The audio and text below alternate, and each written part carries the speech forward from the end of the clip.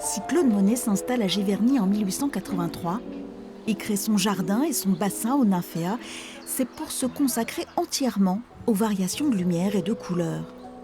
Et à l'instar de Degas, Renoir, Morisot, Cézanne, Pissarro, Sisley et bien d'autres, réinventer le paysage, la mer, le ciel et jusqu'au blanc de la neige. Une révolution qui marqua profondément la génération suivante, comme le jeune Seurat. À la fin des années 1880, Georges Seurat se rend sur la côte normande pour, dit-il, se laver l'œil des jours d'atelier parisiens.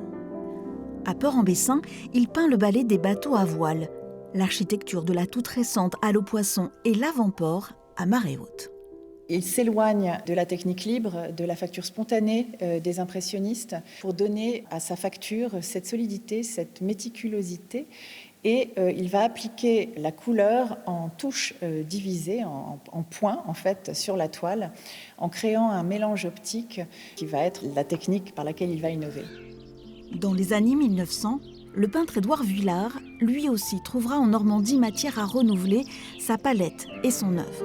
Invité par son marchand de tableaux Joseph Hessel et sa femme Lucie, il séjourne régulièrement dans le manoir d'Anfreville, qui sera le décor de nombreux tableaux.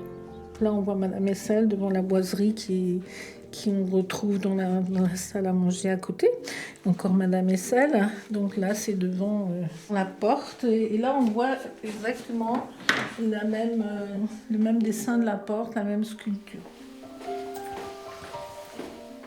Voilà. Donc ici, vous êtes dans la chambre d'Édouard Vuillard. On voit la vue sur la mer. Oui. Et donc, c'est vraiment très paisible. Le peintre nabiste, qui a pu regarder le travail de ses prédécesseurs impressionnistes, nourrit l'envie de s'imprégner d'une nouvelle atmosphère et de s'ouvrir à nouveau à la nature. En 1898, Vuillard arrive au bout de cette peinture synthétiste, qu'on veut théoricienne, etc. Et lui veut retourner à la sensation. Comme il n'est pas impressionniste, il ne peint pas sur le motif, il prend des notes dans un petit carnet, il emmagasine les couleurs, l'atmosphère mentalement, et c'est dans le travail en atelier qu'il reconstitue mentalement les impressions qu'il a eues. D'ailleurs même, c'est assez étrange parce qu'il a une pratique de la photographie très intense.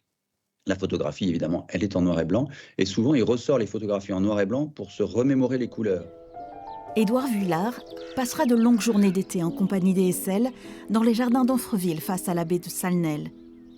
Une période très prolixe qui marquera aussi pour cet héritier post-impressionniste le début du succès.